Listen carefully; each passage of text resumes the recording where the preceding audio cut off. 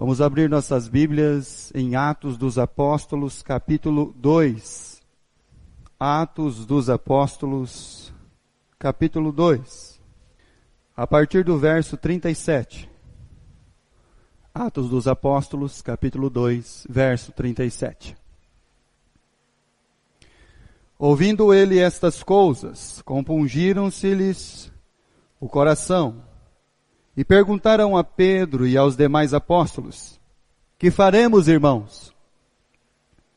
Respondeu-lhe Pedro: arrependei-vos e cada um de vós seja batizado em nome de Jesus Cristo para a remissão dos vossos pecados, e recebereis de Deus o Espírito Santo. Pois para vós outros é a promessa, para vossos filhos, e para todos os que ainda estão longe, isto é, para quantos o Senhor nosso Deus chamar. Com muitas outras palavras, deu testemunho e exortava-os dizendo: salvai-vos desta geração perversa. Então, os que lhe aceitaram a palavra foram batizados, havendo um acréscimo naquele dia de quase 3.000 pessoas. Muito bem. A palavra que foi lida aqui em Atos dos Apóstolos, aquela que foi escrita pelo Lucas, não é? A descrição que Lucas faz é do período que a igreja de Jesus Cristo, que já havia sido formada pelo Cristo. Então a igreja foi formada quando? A igreja foi formada quando Jesus escolheu os apóstolos. Então a igreja não foi formada em Atos dos Apóstolos 2. Em Atos dos Apóstolos 2, depois que Cristo foi levado aos céus, subiu ao céu, ele deu uma ordem para a sua igreja: vocês permaneçam aqui em Jerusalém, para que vocês então recebam a promessa do Pai, o Consolador. Porque importa, Jesus já havia dito, que importava que ele tinha que partir para que o Consolador viesse. E a igreja de Jesus ficou reunida em Jerusalém, esperando mesmo o quê? A promessa. Isso está aí em Atos capítulo 1, versículo 4. Que eles ficaram por uma ordem, esperando lá nos dias de Pentecoste. Então a igreja não começou no Pentecoste. A igreja ela teve início quando Jesus chamou os 11 e no meio deles, para terminar os 12, Judas. E aí ele diz: as portas do inferno não prevalecerão contra a minha igreja. E a minha igreja, ela está firmada não sobre Pedro e nem sobre nenhum dos outros apóstolos, mas ela está firmada sobre mim, que sou a rocha inabalável. Por isso que o inferno nunca vai prevalecer, mas a igreja é que prevalece contra o inferno. Porque a igreja ela é de Cristo, ela existe por Cristo e para Cristo.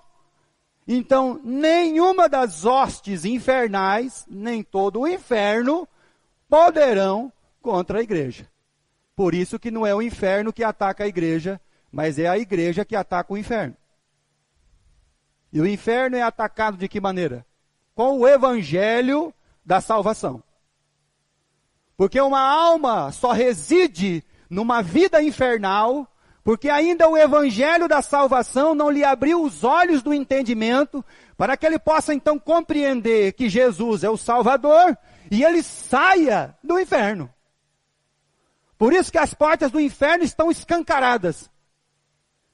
E o evangelho está sendo pregado para que todo aquele que está lá, saia de lá, porque ele não pertence àquele lugar.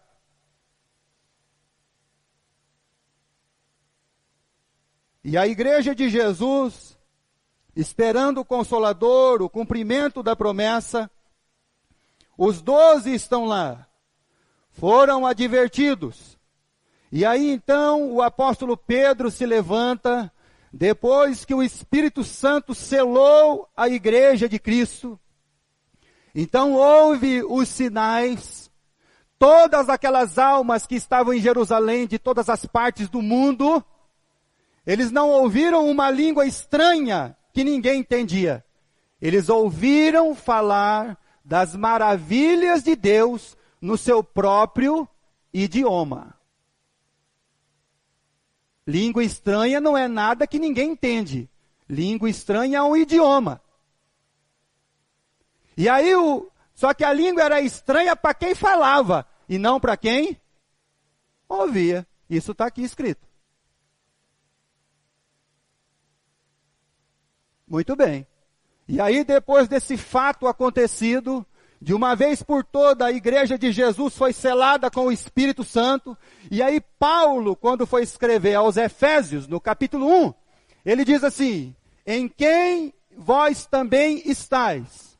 Isso é a partir do versículo 11.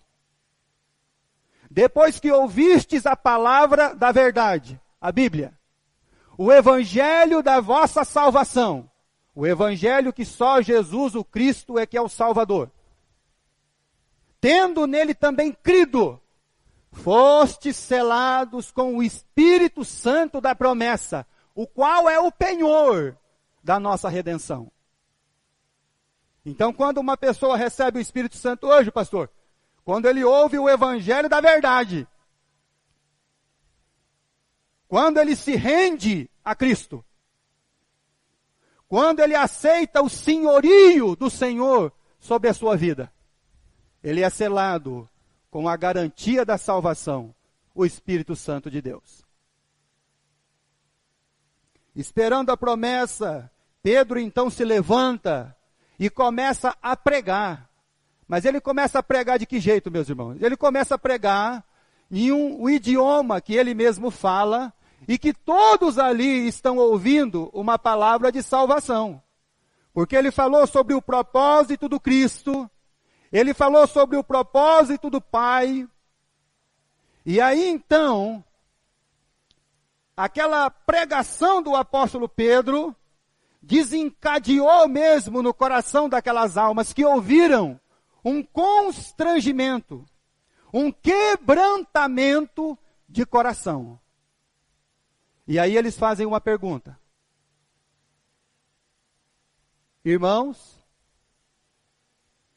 o que nós vamos fazer? O que faremos? Versículo 37. Versículo 38.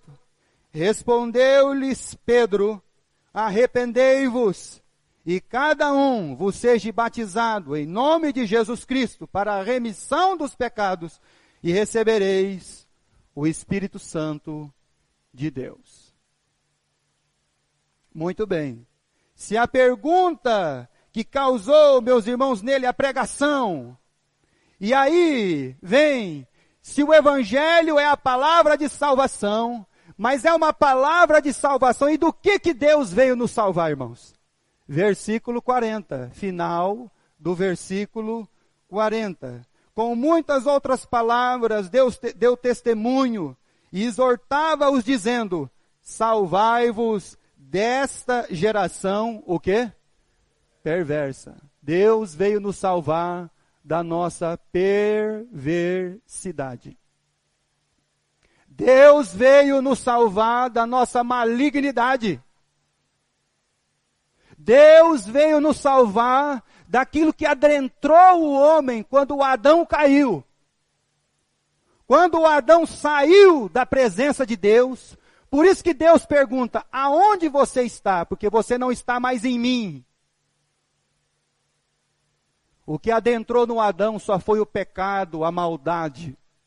E aí o livro de Gênesis diz, lá no capítulo 6, que quando Deus olha para o mundo, Ele olha para os homens e Ele só vê uma coisa: que a maldade no coração dos homens, eles eram maus continuamente. A maldade não diminuía, ela aumentava. Por isso que Pedro diz assim: salvem-se através do evangelho de Cristo da perversidade, da maldade. Quando a palavra de Deus nos adverte sobre isso, dá uma impressão que nós somos bons. Dá uma impressão que Deus estava vendo lá do alto, que a humanidade estava indo até bem, que o homem conseguia fazer alguma coisa boa. Não, meus irmãos. Nada de bom. E aí Deus vem para nos salvar, para nos libertar desse entendimento de acharmos que de alguma maneira nós somos bons. Na verdade, a Bíblia diz que nós somos perversos ao extremo. E por isso que o Filho de Deus, o Cristo, ele veio nos salvar. A pessoa do Senhor Jesus Cristo. Abra a sua Bíblia, por favor, lá na carta de Paulo a Tito. Tito, capítulo 2. Você abra a sua Bíblia lá, por favor. Quando o apóstolo escreve a Tito, uma carta pastoral. Tito, capítulo 2, versículo 11. Olha só. Tito, capítulo 2, versículo 11. Porquanto a graça de Deus se manifestou salvadora aos homens. E aí, Paulo, ele diz, educando-nos. A graça veio nos educar. Educando-nos, para que, renegadas as impiedades e as paixões mundanas, vivamos no presente século, santa, justa e piedosamente, aguardando a bendita esperança e a manifestação da glória do nosso grande Deus e Salvador, Cristo Jesus, o qual a si mesmo se deu por nós, a fim de remir-nos de toda a iniquidade e purificar para si mesmo um povo exclusivamente seu, zeloso das boas obras. Dize estas coisas, exorta e repreende, também com toda a autoridade, ninguém te despreze. Quando Paulo vai falar sobre essa perversidade nossa, ele diz que a graça de Deus que adentrou agora em nós pela salvação, ela nos educa a renegar todas as maldades, as impiedades, as paixões mundanas, e nos ensina a ser como o Cristo, que a si mesmo se entregou por nós. Por isso que ele diz que a graça nos educa. Por isso que ele fala daquele arrependimento. Um arrependimento, meus irmãos, que realmente trabalha na nossa vida para a salvação. Nós estamos confundindo e achando mesmo que Jesus é um resolvedor de problema. Que Jesus veio resolver os nossos problemas que nós temos. Que Jesus veio resolver os problemas da nossa situação. E aí Paulo, ele vai dizer que a graça nos educa a sermos como o Cristo agora salvo. E renegado as paixões e as impiedades, a perversidade que estava dentro de nós. Nós não trabalhamos. Deus, ele veio nos salvar. Mas agora nós pegamos o Cristo e transformamos a salvação do Cristo só para uma vida. Só para mim. Para trazer a solução do problema. Para satisfazer as minhas expectativas.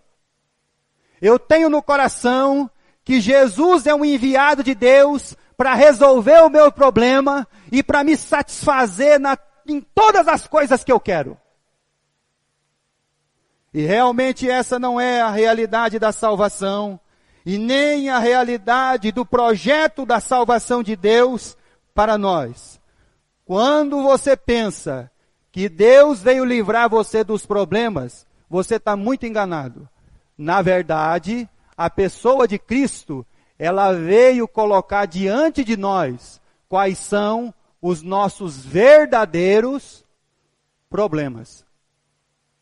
Deus não veio nos livrar de problema. Antes, Jesus veio colocar diante de nós qual é realmente o nosso problema.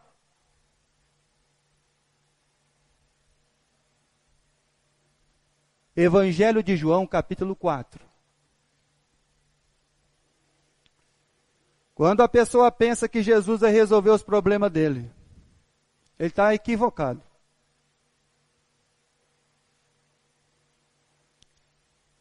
Ele pensa que ele tem um problema, mal ele sabe que ele tem outro. Capítulo 4 do Evangelho de João.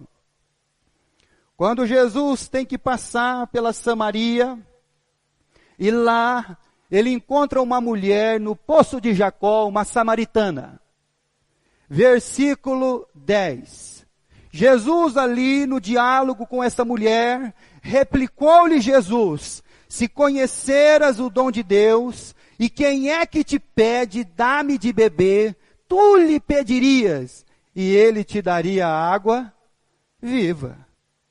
Versículo 13.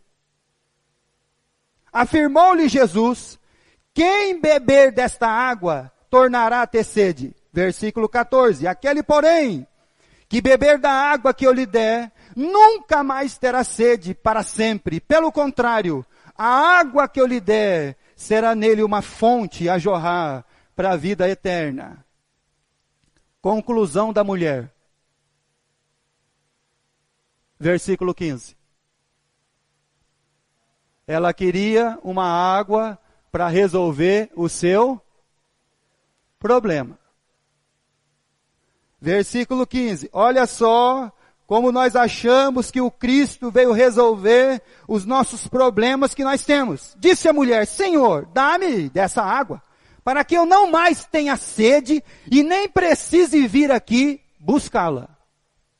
O problema de uma mulher ir num poço fora de horário, que as outras mulheres não iam tirar água, então mostrava que essa mulher tinha um problema, não somente com os judeus, mas com toda a Sicar. Era uma mulher que a sociedade de Sicar não queria estar perto dela. As outras mulheres não queriam chegar perto dela. E quando ela ouviu falar que Jesus tinha uma água que podia matar sua sede e ela não precisar mais ir no poço, ela logo falou: eu quero dessa água. Porque nós achamos que Jesus veio solucionar os problemas da nossa vida. O problema que a mulher achava, o que ela tinha no seu entendimento, que o problema dela era ir no poço buscar água. Mas aí Jesus vem fazer uma declaração que não é isso não. Versículo de número 16. Acudiu-lhe Jesus: vai e chama o teu... O quê, irmão? Essa mulher tinha um problema, irmão. O problema dela não era a água do poço. O problema dela era o quê, irmão? O marido, irmão. Mas não era esse que estava aí. Porque Jesus fez uma denúncia. Falou assim: é verdade, já tiveste 5 e esse aí que está aí não é seu marido. Está vendo, meus irmãos? Que Jesus não veio solucionar problema. Na verdade, ele veio colocar o problema na nossa frente. Sabe qual que é o problema da sua vida? É isso daqui, ó. E você precisa primeiro se acertar comigo, que sou o Messias, o Cristo. E aí então você vai acertar os demais problemas da sua vida. Essa mulher, Jesus então falou com ela, falou sobre o verdadeiro adorador, ela entrou em Sicar, ela pregou o evangelho, os homens de Sicar saíram para vir falar com Jesus. Então qual que era o problema dela, irmãos? Primeiro ela tinha um problema com quem? Com Deus. Sabe por que as demais coisas, irmãos, elas acabam não se ajustando? Porque nós temos primeiro um problema com Deus. E se você não resolver o seu problema com Deus, você vai achar que o seu problema é o poço e a água. Traz o seu marido para cá. É o quê? Jesus colocou diante dela o problema que ela tinha.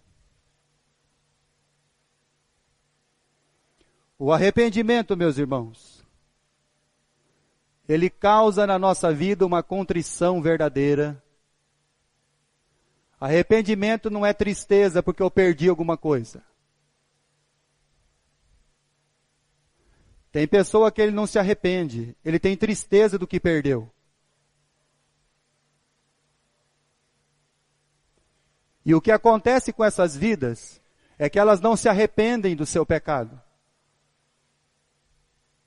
Elas só querem estar tristes um pouquinho, para ver se Deus então dá um ajustezinho lá, para que então aquilo que ele perdeu seja restituído. E quando o apóstolo Paulo traduziu isso ao nosso coração, ele não traduziu uma questão de sofrido, de um dano, uma perca de qualquer natureza. Mas ele explica um arrependimento que não traz uma tristeza.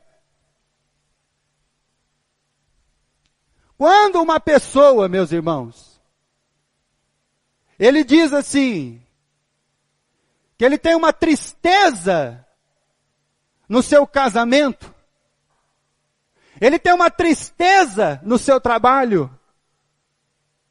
ele tem uma tristeza lá na igreja, é porque ele fala assim, não, mas eu tinha um casamento ruim, uma igreja ruim, um pastor ruim, os irmãos ruins. Não, irmão. Arrependimento é você saber que você era ruim no casamento. Arrependimento era você saber que você era ruim na igreja. Glória a Deus, irmão. Está vendo como a gente faz com arrependimento, irmão? A gente quer manipular ele ao nosso favor. Quando Jesus veio colocar diante de nós e falar assim, meu querido, o problema está aqui na sua frente.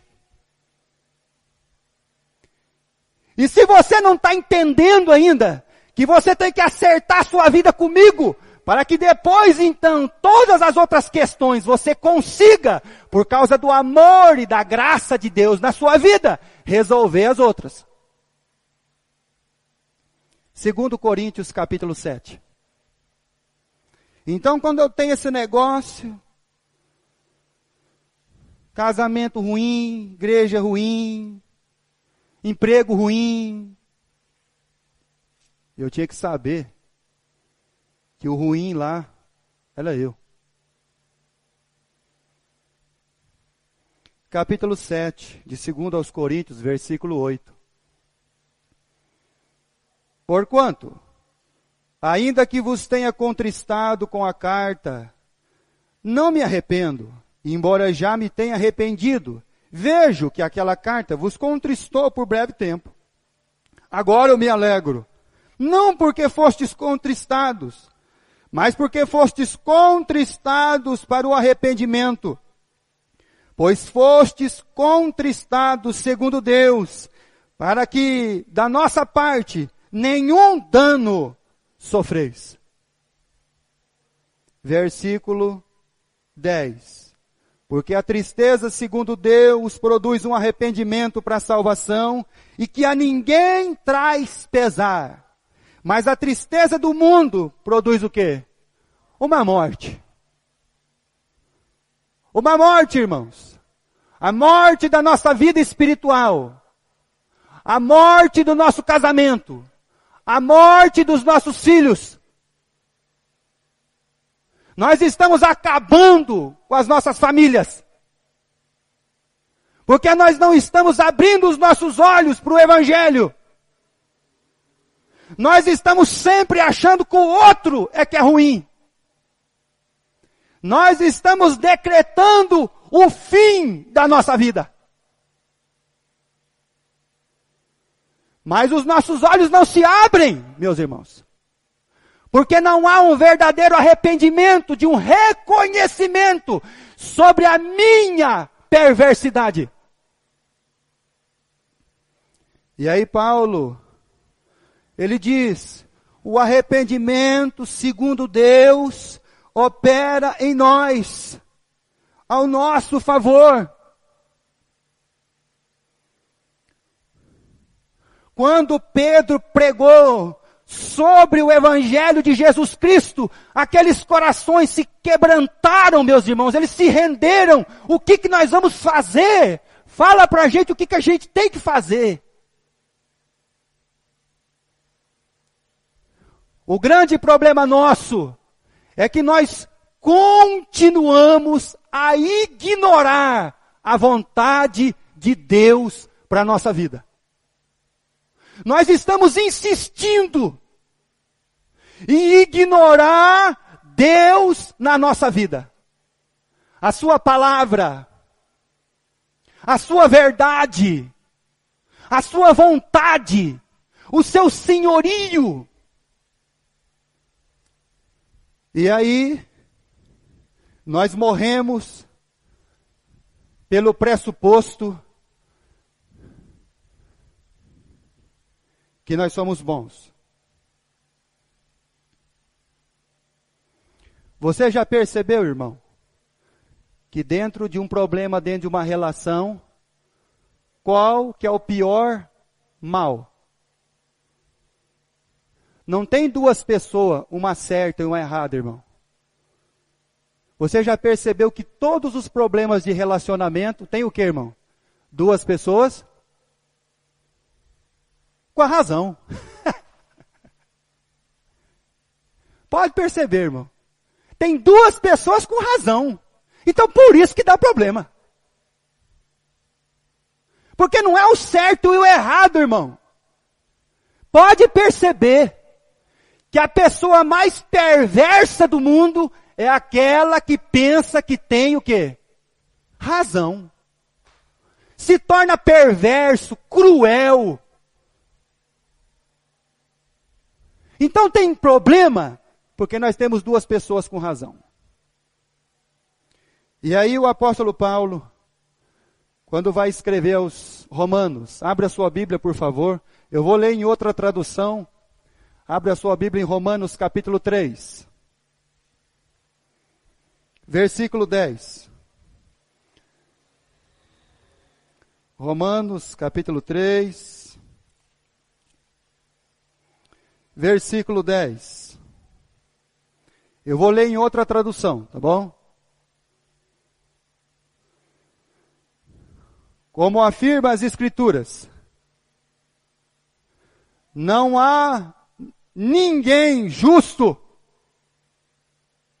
nenhum sequer. Então onde você tem razão? Versículo 11. Ninguém jamais seguiu realmente a verdade de Deus, nem mesmo desejou verdadeiramente fazê-lo. Versículo 12. Todos se desviaram, todos caíram no erro, não há ninguém que faça o bem, nenhum sequer. O que fala é abominável e tão sujo quanto o mau cheiro de uma sepultura aberta. Suas línguas estão cheias de mentiras. Tudo o que dizem tem o ferrão e o veneno de serpentes mortíferas. Suas bocas estão cheias de maldição e de amargura. Estão prontos para matar. odiando qualquer um que não concorde com eles.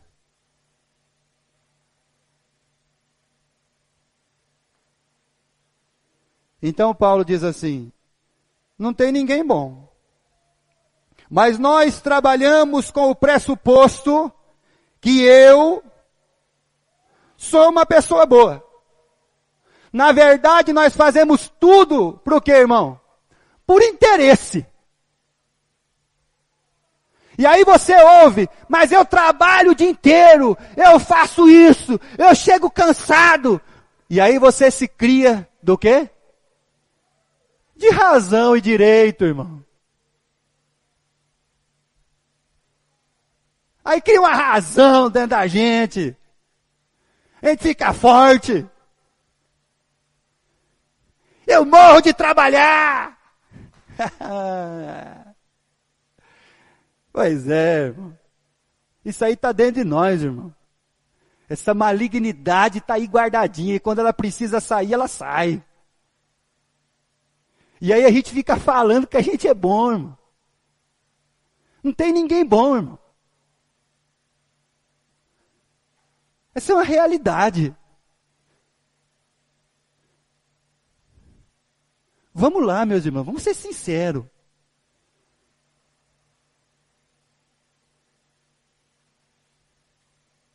E aí a gente fica nesse disfarce.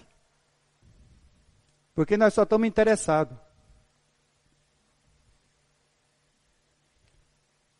Sempre num jogo de interesse. O que mata a religião, irmão? A igreja. O que define um culto bom ou ruim? Como é que você define culto bom e ruim, irmão? Sabe quando o culto é ruim, irmão? O culto é ruim, irmão, porque o culto, ele não trouxe o que para você? Uma satisfação. É bem provável que você vai sair triste. Então o culto hoje não foi? Não foi bom, irmão. O culto não é bom. A igreja não é boa. O pastor não é bom. Os irmãos não são bons. Porque tudo trabalho por interesse e expectativa. Quero falar uma coisa para vocês aqui. Eu não quero que nenhum de vocês goste muito de mim. Nenhum. Eu não quero que nenhum de vocês goste muito um do outro.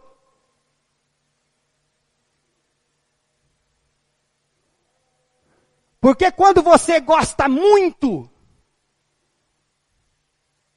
você não ama. Quando você gosta muito e a pessoa que você colocou a sua expectativa, ele não corresponde à sua expectativa, então você cria dentro de você o quê? Rancor, amargura, raiva. Porque você só gostava muito. Eu gostava muito de ir lá no culto. Eu não amava a igreja. Eu até gostava muito lá do pastor lá, é gente boa. Mas eu não amava ele. Eu até gostava muito dos irmãos. Mas aí abriu uma brecha para mim ter um ódio dele. Um rancor. Então o culto é ruim porque ele não assume e ele não faz aquilo que eu quero, as minhas expectativas. Por isso que eu não vou lá. Então isso não é arrependimento, irmão. Isso é tristeza, porque as coisas não estão sendo feitas do jeito que você quer.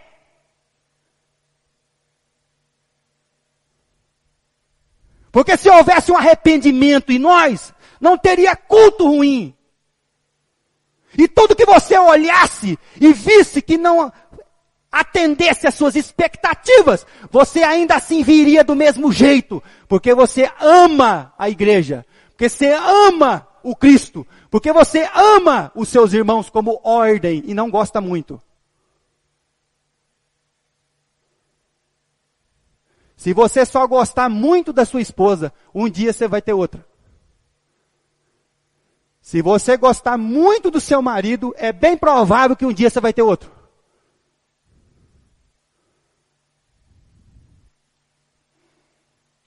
Porque falta o quê, irmão? Amor. O dia que lá na nossa casa nós temos um problema.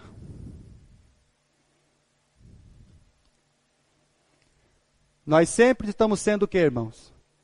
Surpreendido com as más notícias, correto? Mas na verdade, irmão, má notícia não deveria surpreender a nossa vida. O que deveria surpreender a nossa vida são boas notícias. Camarada ficou internado 5 dias. E aí os médicos fazendo exame, faz exame, o cara 6 dias internado e faz exame. Aí juntou 4 médicos lá. E ficou dentro do quarto e um tentando ver, e aí, como é que nós vamos fazer, como é que nós vamos... Aí o camarada levantou, opa, para aí, doutor. Eu sou um homem que conheço a Deus. Eu sei quem Deus é. Minha fé está firmada em Deus. Então a má notícia, ela não me pega desprevenido. Mas a boa notícia sim. Então nós deveríamos ser surpreendidos na nossa vida com as boas notícias, irmãos, e não com as ruins. E aí quando a esposa em casa acerta, o marido, hoje a esposa teve um encontro com Deus hoje. Quando o esposo acerta com a esposa fala assim, misericórdia, hoje tem um avivamento, Jesus está voltando. Então, as coisas boas deveriam nos surpreender. Não as ruins, irmãos. O problema nosso é que nós vivemos do quê, irmão? De expectativa. E nós criamos uma expectativa em pessoas. E expectativas em pessoas vão nos frustrar.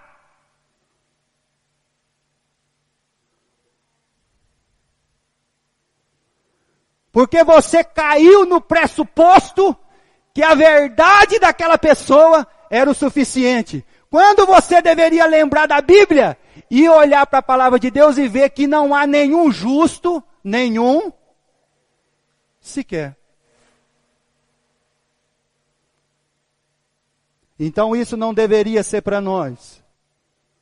Essas são as coisas boas. As bênçãos de Deus que nós temos oportunidade de desfrutar, irmãos. E estamos ignorando a vontade de Deus. Estamos decretando o fim. O fim da família. O fim dos filhos.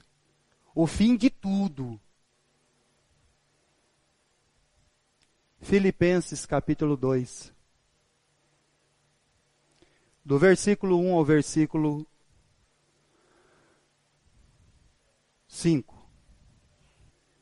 Se há, pois, alguma exortação em Cristo, alguma consolação de amor, alguma comunhão do Espírito, se há entranhados afetos de misericórdias, completai a minha alegria, do modo que pensais a mesma coisa, tenhais o mesmo amor, sejais unidos de alma, tendo o mesmo sentimento. Nada façais por partidarismo, por vanglória, mas por humildade, considerando cada um os outros superiores a si mesmo. Não tenha cada um em vista o que é próprio seu, senão também cada qual o que é dos outros. Tende em vós mesmo o mesmo sentimento que houve também em Cristo Jesus. E se tem alguém que tem um sentimento, meus irmãos, por nós, se tem alguém que está lidando com nós, com a nossa vida, com o pior da nossa vida, é Deus. Se tem alguém que tem lidado com a humanidade, desde a humanidade caída, terrível, é Deus. É Deus, irmão. E Deus não desistiu da nossa vida porque Deus achou que chegar um dia a gente ia começar a acertar, irmão. Não, irmão. Deus não criou uma expectativa sobre nós. Não, irmão. Deus, ele só tem uma certeza e um amor.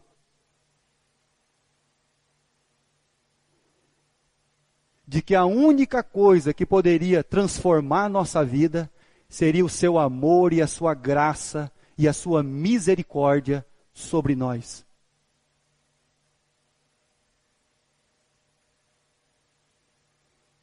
Se arrependa, meu querido. Se arrependa dos falsos deuses que você tem criado na sua vida.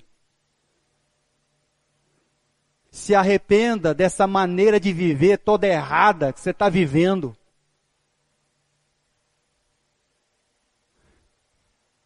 Deveríamos olhar, meus irmãos, e ver em nós e reconhecer: Senhor, eu sou ruim, porque eu estou nutrindo em mim um rancor. Se arrepende, irmão.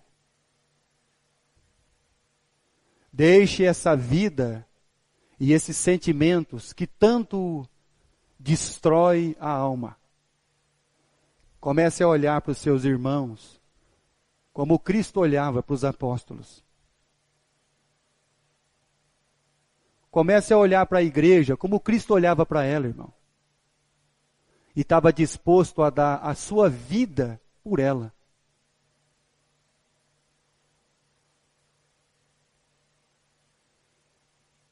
Se renda ao senhorio de Jesus, do Cristo.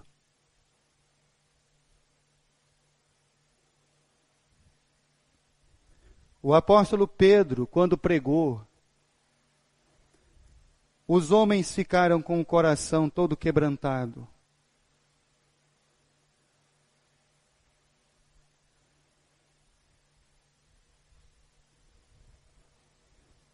Nós só estamos aqui, meus irmãos, por causa da graça de Deus que se renova a cada manhã.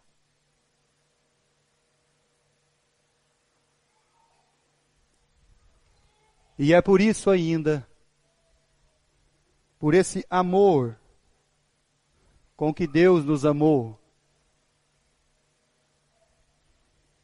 Atos dos Apóstolos, capítulo 2.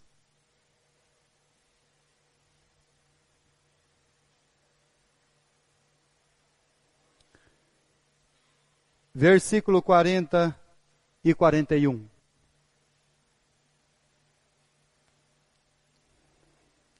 Com muitas outras palavras deu testemunho e exortava-os dizendo: salvai-vos dessa geração perversa.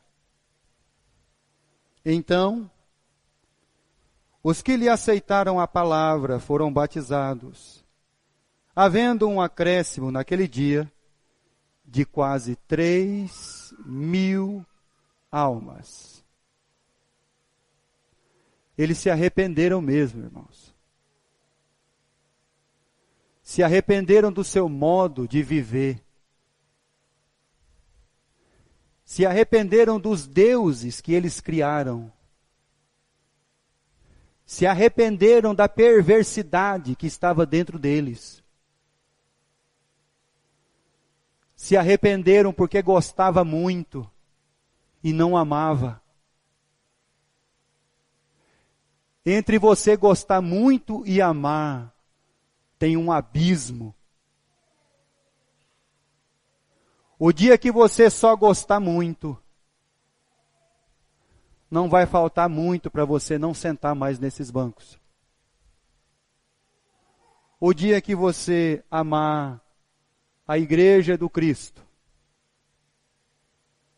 as ovelhas do Cristo. O dia que você reconhecer que você não é bom, tende em vós o mesmo sentimento que houve em Cristo Jesus, de desapego. Enquanto você trabalhar mérito na sua vida, eu vou fazer para a pessoa que merece. Quem é que merece alguma coisa, irmão? Deus não fez nada a nós por mérito. Deus nos salvou pela sua graça, o seu amor e a sua misericórdia. Salvai-vos dessa geração perversa. Salvai-vos.